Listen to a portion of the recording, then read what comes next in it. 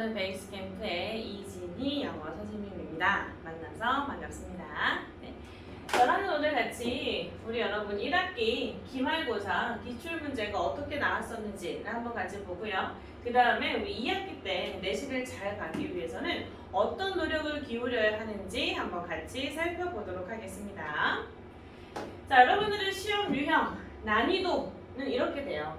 자, 리스닝 파워에서 듣기 문제가 6문항이 출제가 되었고요. 능률 복화에서 역시나 어휘 문제가 출제되었고요. 그 다음에 외부 지문 1문항이 어휘 문제로 출제가 되었습니다. 요새 시국에 맞춰서 코로나19에 관한 내용이었어요. 그쵸? 자, 그다음에 교과서 4과에서 4문항, 5과에서 4문항, 그리고 모의고사에서 10문항으로 굉장히 골고루 출제가 되었다라고 보시면 돼요. 그렇죠?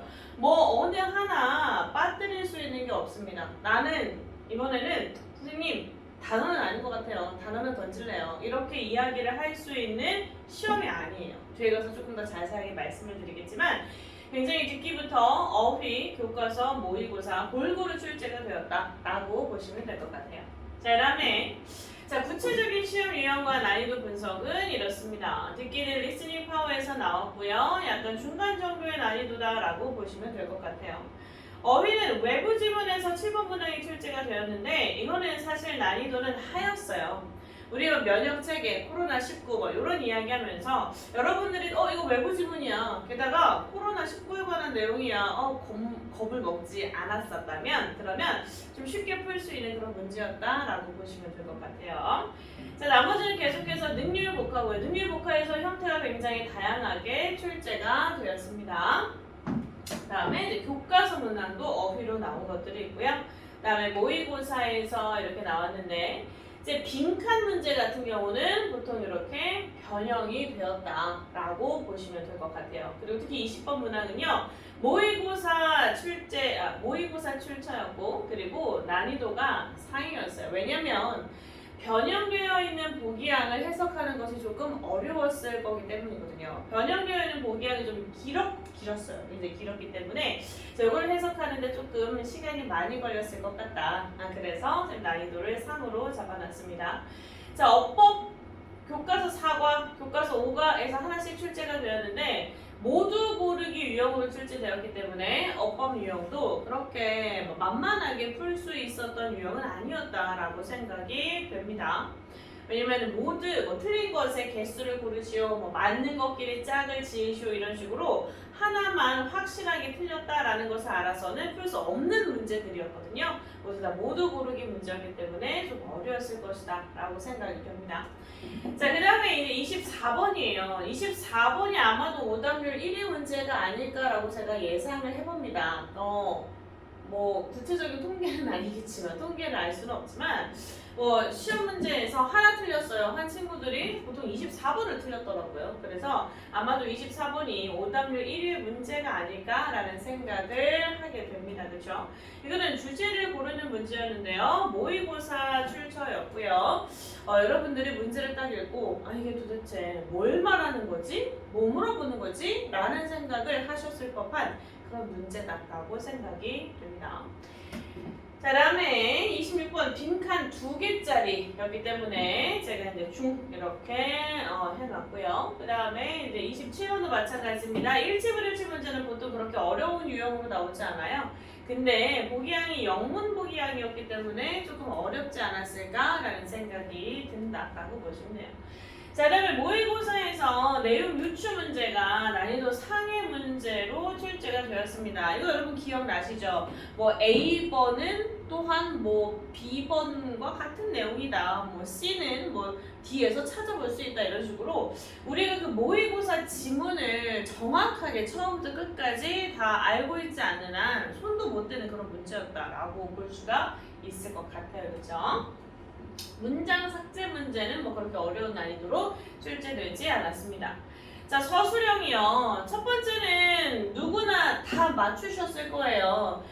imitate reality를 썼어야 되는데 혹시나 앞에 to를 못 본 친구들이 imitating reality 이렇게 썼을 가능성이 있긴 하지만 그렇지 않고서야 이것을 틀린 친구들은 아마 거의 없을 것이다. 왜냐하면 모든 학원에서 다 강조했을 그런 내용이거든요. 그렇죠? 하. 그다음에 요약문 완성이 이제 상의 난이도로 주어졌습니다. 찾아쓰기 또한 역시 상의 난이도로 주어졌어요. 그러니까 요약문을 완성하거나 찾아서 써라 라는 이런 서술형 문제는요. 우리가 그거는 괜찮아요. 뭐 어법상에 그렇게 막 주의해야 할, 주의를 기울여야 할 뭐 그런 내용은 없지만 그 지문을 처음부터 끝까지 정말 정확하게 다 파악하고 이해하고 있는지를 물어보는 그런 유형이거든요. 주의를 해주셔야 됩니다. 그다음에 찾아서 쓰는 것은 뭐 그렇게 어렵진 않았을 거예요. 그래서 제가 중의 난이도로 이렇게 파악을 했습니다. 총평과 대비를 그럼 어떻게 해야 되느냐 한번 같이 볼게요. 첫 번째, 듣기는 미리미리 여러분들이 준비를 해주셔야 돼요. 단어 열심히 하셔야죠. 동명여고만의 서술형의 특징이 있습니다. 뭐 하나 버릴 수 없어요. 골고루 시간을 분배하셔야 됩니다. 이건 이제 한눈에 이제 여러분들이 잘 볼 수 있도록 이렇게 적어 놓은 거고요. 하나씩 볼게요. 듣기를 미리미리 공부해야 된다. 이게 무슨 말이냐? 듣기 내용을 완벽하게 다 숙지를 해 두셔야 됩니다. 여러분 보통 듣기를 굉장히 좀 난이도가 하인 그런 유형이라고 생각을 하기 때문에 어떤 실수를 저지르냐면 듣기 스크립트를요 시험 전날 봐요. 시험 전날 한번 영어 읽어보고 그 다음에 그 밑에 뭐 해석 읽어보고 그 다음에 모르는 단어 있었나 해서 이렇게 딱 살펴본단 말이야. 그리고 나서 모르는 단어가 없었다 그럼 넘어가요. 그럼 안 돼요. 듣기 내용을 완전히 미리미리 숙지를 해 두셔야 됩니다. 선생님이 시험 보기 전날에 이 듣기 내용을 완벽하게 숙지를 했는지 OX 퀴즈를 나눠 드립니다. 그러면 듣기 내용을 듣지 않고도 그 OX 퀴즈를 봤을 때 아 이거 이런 내용이었지 OX 이렇게 여러분들이 정답을 고를 수 있도록 듣기 내용은 미리미리 완벽하게 숙지를 해둬야 된다라고 보시면 되겠고요. 이거 보세요. 이번에도 마찬가지였어요. 중간에 내용이 끊어지고 문제가 바뀔 수 있습니다. 중간에 내용이 딱 끊어지고 원래 그 듣기에서 물어보던 그 문제 내용이 완전히 바뀔 수가 있죠. 그렇기 때문에 반드시 듣고 풀으셔야 돼요. 여러분들이 듣기 내용을 완전히 숙지를 하시면 이제 문제를 딱 보고 듣지 않고도 그냥 답을 막 고를 수 있는 그러한 수준이다라고 생각을 하는 친구들이 있어요. 물론 맞을 수 있거든요. 근데 가끔씩 중간에 내용이 끊어지기 때문에 끝까지 반드시 듣고 풀어야 된다라는 거 반드시 여러분 꼭 숙지를 해주셔야 돼요. 아시겠죠? 듣기는 미리미리 완벽하게 숙지를 해야 된다. 그리고 완벽하게 듣기 내용을 그 스크립트의 내용을 숙지했음에도 불구하고 듣고 풀어야 된다. 당연한 거죠. 자, 그다음에 두 번째, 단어는 어느 정도로 해야 하는가? 단어는 유의어, 반의어, 그리고 문장 내의 쓰임을 완벽하게 숙지를 하셔야 됩니다. 특히나 하위권 학생들, 이번 시험에서 나는 4등급이 나왔어. 제가 열심히 했는데 5등급이 나왔어요. 하위권 학생일수록 단어 암기에 시간을 많이 배분하여야 합니다. 아시겠어요? 그래서 이제 여러분들이 똑같은 그런 수능 실전 15개 유닛을 똑같은 유닛을 계속해서 보다 보면은 어떤 착각에 빠지냐면 이걸 내가 2번 보고 3번 보고 4번 보다 보니까 그냥 그 단어가 익숙할 뿐인데 나는 그 단어를 알고 있다라는 착각에 빠지기가 쉬워요. 그렇기 때문에 여러분 단어 빈칸을 갖다가 많이 여러분들이 연습을 하셔야 되고요. 그 단어의 유의어와 반의어 책에 다 나와 있죠, 그렇죠? 그런 유의어와 반의어까지 모두 다 암기를 해 주셔야 돼요. 그리고 이 책에 나와 있지 않은 유의어와 반의어가 이번 시험에도 등장을 했기 때문에 꼭 이 능률복화 수능 실전 이 해당 단어 책만 보는 것은 부족하다라고 알아주시면 될 것 같아요. 그래서 베이스 캠프에서는요, 이번에 여름방학을 맞이해서 제가 이제 능률복화 수능 실전편이 아니라 다른 단어를 이제 클래스 카드에 올려주고 있는데 가끔씩 불안해하는 친구들이 있습니다. 선생님, 저희요 다음번 시험에 능률복화 41에서부터 어디까지? 31에서부터 45까지 들어가는데 이거는 능률복화 책이 아니네요. 다른 책이네요. 방학 때문에 다른 책이에요. 뭐 이렇게 이야기를 하는 친구들이 있는데 여러분들의 시험이 7월 15일에 끝났나요? 여러분들의 시험은 7월 15일에 끝나고 여러분들의 기말고사는 10월 4일에 시작합니다. 그러면 7월 말부터 10월 초까지 여러분들 그 능률국화 15개 과에 나오는 단어만 암기하는 것은 너무나 부족해요. 그렇기 때문에 여러분들 방학 때 영상을 보고 계시다면 내가 방학 때에는 뭐 학기 중에는 내신 중에는 시간이 없고 마음도 불안하니까 최소한 방학 때만큼은 다른 단어책을 하나 선정을 하셔서 암기하시는 것이 도움이 될 겁니다. 분명 학교에서 내주는 단어 완벽하게 암기해야 되겠지만 그것만으로는 부족하다라는 거예요. 그래서 반드시 다른 단어책 아니면 여러분들이 방학 때 모의고사를 풀기로 했다. 모의고사를 내가 일주일에 하나씩 풀 거다 그러면 그 모의고사에서 나오는 내가 몰랐었던 단어 그런 것들 따로 정리해서 나만의 단어장 내 손으로 만드는 그런 단어장을 하나 만들어 나아가시는 것도 굉장히 추천드릴 수 있는 방법입니다. 어쨌거나 단어는 굉장히 열심히 해야 된다라고 알아주시면 될 것 같아요. 자, 다음에 동명여고 서술형의 특징을 한번 살펴보도록 할게요. 여러분은 이미 아셨을 거예요. 이제 시험을 2번을 치러보셨기 때문에 동명여고 서술형의 특징은요. 내용을 완벽하게 숙지하고 있느냐가 포인트예요. 이 지문을 정말 처음부터 끝까지 잘근잘근 아삭아삭 다 씹어 먹어야지 우리가 그나마 손을 댈 수 있는 것이 동명여고 서술형의 특징입니다. 그렇기 때문에 다른 학교 친구들도 마찬가지겠지만 특히 동명여고에 지금 재학 중이시라면요. 여러분들 교과서나 모의고사를 공부하실 때 해석만 하고 넘어가면 절대 안 돼요.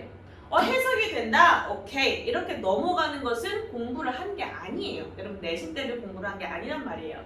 혹은 내용을 이해만 하고 넘어가도 안 됩니다. 해석을 했어요. 아, 무슨 말인지 알겠어. 내용을 이해만 하고 넘어가는 것도 부족하다. 이렇게 알아주셔야 돼요. 어떻게 해야 되냐? 그 내용 전체를 유기적으로 파악하는 연습을 해야만 합니다. 이거 근데 처음 여러분들이 혼자 하시려면 조금 어려울 거예요. 그렇죠? 그래서 그 내용 전체를 유기적으로 파악하는 거 어떻게 하는 건데 자, 이 글 전체에 어떤 한 부분, 어떤 한 단어에다가 밑줄을 치고 야, 이 단어랑 지금 똑같은 의미를 가지고 있는 그러한 부분이 어느 부분인가 내가 그것을 알 수 있어야 돼요.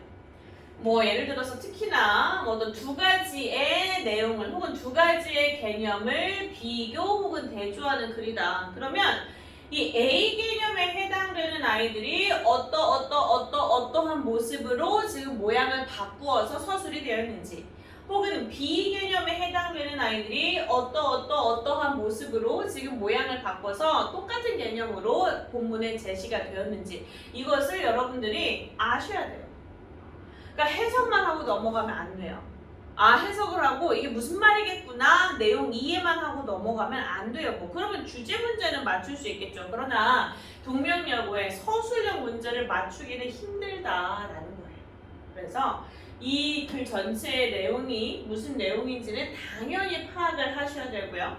어떤 부분을 짚어도 여러분들이 해석을 하실 수 있어야 되고요. 선생님이 어떤 부분에다가 이렇게 밑줄 치고 A 한 다음에 이 A 부분과 같은 개념을 써라. A 부분에 대한 근거를 찾아 써라. 이런 식으로 문제를 내잖아요. 그렇죠? 그럼 그런 문제에 대답을 할 수 있도록 그 전체의 내용을 다 파악을 하고 있어야 된다. 라고 보시면 될 것 같아요. 좀 어렵죠? 학원에 와서 같이 공부해요. 자, 그 다음에 네 번째, 골고루 시간을 분배해서 공부를 해야 한다. 이건 무슨 말이냐? 뭐 하나 소홀히 할 수 있는 영역이 없습니다. 그러니까 반드시 모든 영역을 다 봐야 합니다. 그렇죠? 그래서 아까 전에 우리 같이 봤어요. 아까 전에 좀 맨 앞으로 가서 볼게요. 이렇게 나와 있었잖아요. 그렇죠? 어느 영역 하나 내가 그냥 마음 놓고 버릴 수 있는 게 없어요. 교과서, 모의고사 비중이 똑같아요. 심지어 어휘 비중이 똑같아요. 듣기 비중이 적지 않아요. 그렇기 때문에 여러분들이 공부를 하실 때 보통 제 생각에는 이제 아마 8월 말부터 여러분들이 이제 2학기 내신 대비를 위한 계획을 짜실 겁니다.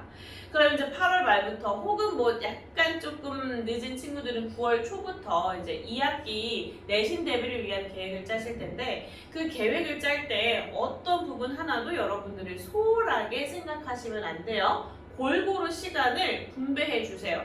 그러니까 당연히 골고루 나는 시간을 분배하고 있어 라고 생각을 하겠지만 여기서 중요한 건 뭐냐면 앞부분에 그러니까 뭐 시험 대비를 막 시작한 그때에는 나는 어휘를 다 끝낼 거야.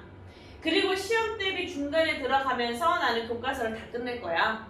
그리고 시험 조금 막바지에 들어가면서 내가 조금 제일 어려워하는 모의고사를 다 끝내야지. 이런 식으로 계획을 짜지 말라는 거예요.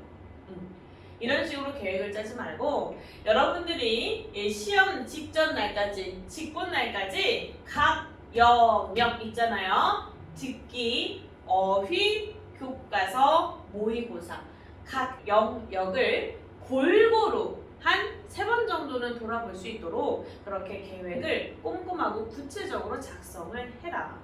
시험 직전에 갑자기 선생님 저 듣기 스크립트가 기억이 안 나요. 이제 이런 친구들이 나타나거든요.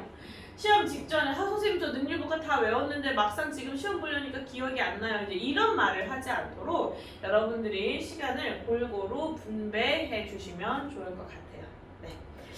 자, 여기까지 이제 저랑 이 동명여고 기말고사에 대해서 한번 살펴봤어요. 여러분들 시험의 특징이 뭐가 있고 그 다음에 2학기 때 내신을 대비하려면 어떻게 해야 되는지를 한번 같이 살펴봤어요. 그렇죠? 자, 본인에게 있어서 가장 취약한 점이 무엇인지를 빨리 파악을 하셔야 되고요. 지금 아마 방학 때 영상을 보고 계실 거기 때문에 방학 때에도 모의고사 그리고 단어 시험 단어 보는 거 이걸 결코 소홀히 하면 안 된다라고 생각을 하면서 방학 알차게 보내시고 그 다음에 2학기 내신 대비도 화이팅 하시기 바라겠습니다. 감사합니다.